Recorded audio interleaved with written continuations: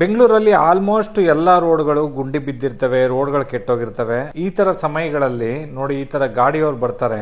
ಈ ಪಲ್ಸರ್ ಗಾಡಿ ಬರ್ತಾ ಇದೆ ನೋಡಿ, ಈ ಪಲ್ಸರ್ ಗಾಡಿನ ನೋಡ್ಕೊಳ್ಳಿ. ಈ ತರ ಟರ್ನ್ ಮಾಡಕ್ ಹೋಗಿ ಈ ತರ ಬೀಳ್ತಾರೆ, ಯಾಕಂದ್ರೆ ಬೀಳೋ ತರ ಒಂದು ಆಕ್ಟ್ ಮಾಡ್ತಾರೆ. ಇದೊಂದು ಗ್ಯಾಂಗ್ ಶುರು ಆಗಿದೆ ಇವಾಗ ಇದೊಂದು ಹೊಸ ಗ್ಯಾಂಗ್ ನೋಡಿ. ಅಲ್ಲಿ ಆಲ್ರೆಡಿ ಅಲ್ಲಿ ಕಂಬ ಹತ್ರ ಒಬ್ಬ ನಿಂತಿದ್ದಾನೆ ಔತ್ಕೊಂಡು. ಆದ್ರೆ ನೋಡಿ ಈ ತರ ಗಾಡಿ ಬೀಳ್ತಾ ಇದ್ದಂಗೆ ಎತ್ತಕ್ಕೆ ಅಂತ ಬರ್ತಾರೆ.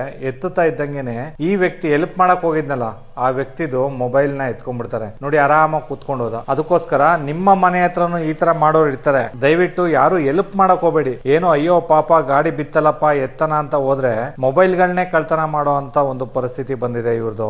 ಮೊಬೈಲ್ ಕಳ್ತನ ಮಾಡ್ತಾರೆ, ದುಡ್ಡು ಎತ್ಕೋತಾರೆ. ಇವ್ರದ್ದು ಇದೇ ಕೆಲಸ ನೋಡಿ. ಇದೊಂದು ಈ ಕಡೆ ಒಂದು ರೋಡ್ ಅಲ್ಲಿ ಮಾಡಿರೋ ಅಂತದ್ದು ನೋಡಿ. ಇದೇ ತರ ಬೀಳಿಸ್ತಾರೆ. ಹಿಂಗ್ ಎತ್ಕೋಬೇಕಾದ್ರೆ ಮೊಬೈಲ್ ಇರಲ್ಲ ನೋಡಿ, ಮೊಬೈಲ್ ಎತ್ಕೊಳ್ಳೋದು, ಮೊಬೈಲ್ ಎತ್ಕೊಂಡು ಕೂತ್ಕೊಂಡು ಹೋಗೋದು. ಈ ತರ ಪರಿಸ್ಥಿತಿ ಇದೆ. ದಯವಿಟ್ಟು ಆದಷ್ಟು ಶೇರ್ ಮಾಡಿ. ಯಾರೇ ನಿಮ್ಮ ಮನೆ ಹತ್ರ ಬಂದು ಈ ತರ ಬೈಕ್ ಗಳಲ್ಲಿ ಬೀಳ್ತಿದ್ದಾರೆ ಅಂತ ಅಂದ್ರೆ ದಯವಿಟ್ಟು ಅವ್ರಿಗೆ ಏನು ಸಹಾಯ ಮಾಡಕ್ ಹೋಗಬೇಡಿ. ಕಳ್ಳರು ಕದೀಮ್ರು ಎಲ್ಲ ಜಾಸ್ತಿ ಆಗ್ಬಿಟ್ಟವ್ರೆ. ಮನೆ ಡೋರ್ ತೆಗೆದ್ರೆ ಒಳಗ್ ನುಗ್ಗಿ ಕೊಲೆ ಮಾಡ್ಕೊಂಡು ಏನ್ ಬೇಕೋ ಅದು ಎತ್ಕೊಂಡು ಹೋಗುವಂತ ಪರಿಸ್ಥಿತಿ ಬಂದಿದೆ. ಇತ್ತೀಚಿನ ದಿನಗಳಲ್ಲಿ ಎಲ್ಲ ಡಿಜಿಟಲ್ ಆಗಿರೋದ್ರಿಂದ ನಿಮ್ಮ bank account, phone pay, Google pay ಎಲ್ಲ ಪ್ರತಿ ಒಂದು ಮೊಬೈಲ್ ಅಲ್ಲಿ ಇರುತ್ತೆ. ಮೊಬೈಲ್ ಏನಾದ್ರು ಹೋಯ್ತು ಅಂತಂದ್ರೆ ಮನುಷ್ಯ ಏನು ತಲೆ ಓಡಲ್ಲ ಅವನಿಗೆ. ಯಾಕೆ ಅಂತಂದ್ರೆ ಒಬ್ರು ನಮ್ಮ ಮನೆಯವ್ರನ್ನ ಕಾಂಟ್ಯಾಕ್ಟ್ ಮಾಡ್ಬೇಕು ಅಂತಂದ್ರು ಮೊಬೈಲ್ ಬೇಕು. ಯಾಕೆ ಅಂತಂದ್ರೆ ಯಾರು ಮೊದ್ಲಿನ ತರ ನೆನ್ಪಿಟ್ಕೊಂಡಿಲ್ಲ ನಂಬರ್ಗಳನ್ನ, ಎಲ್ಲ ಮೊಬೈಲ್ ಅಲ್ಲಿ ಇರುತ್ತೆ. ಹಾಗಾಗಿ ಮೊಬೈಲ್ ಗಳನ್ನ ಮತ್ತೆ ದುಡ್ಡುಗಳನ್ನ ಯಾವುದೇ ಕಾರಣಕ್ಕೂ ಮೇಲ್ಗಡೆ ಜೋಬಲ್ಲಿ ಇಡಬೇಡಿ.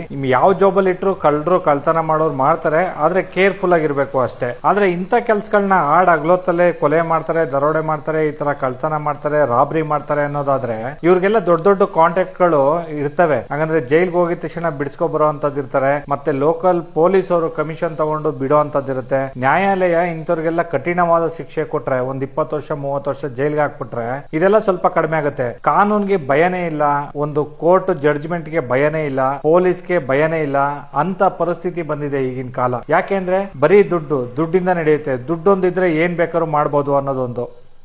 ಎಲ್ಲರಿಗೂ ನಮಸ್ಕಾರ. ಪಾವಗಡ ಪಟ್ಟಣದಲ್ಲಿ SRS ಪೆಟ್ರೋಲ್ ಬಂಕ್ ಮುಂಭಾಗದಲ್ಲಿರುವ ಅಗಸ್ತ್ಯ ಟಿವಿಎಸ್ ಶೋರೂಮ್ನಲ್ಲಿ ವಿನಾಯಕ ಚತುರ್ಥಿ ಮತ್ತು ದಸರಾ ಹಬ್ಬದ ಪ್ರಯುಕ್ತ ವಿಶೇಷ ಕೊಡುಗೆ ಇರುತ್ತದೆ. ಒಮ್ಮೆ ನಮ್ಮ ಶೋರೂಮ್ಗೆ ಭೇಟಿ ನೀಡಿ. MS ಮೀಡಿಯಾ ಚಾನೆಲ್ ಪರವಾಗಿ ವಿನಾಯಕ ಚತುರ್ಥಿ ಶುಭಾಶಯಗಳು.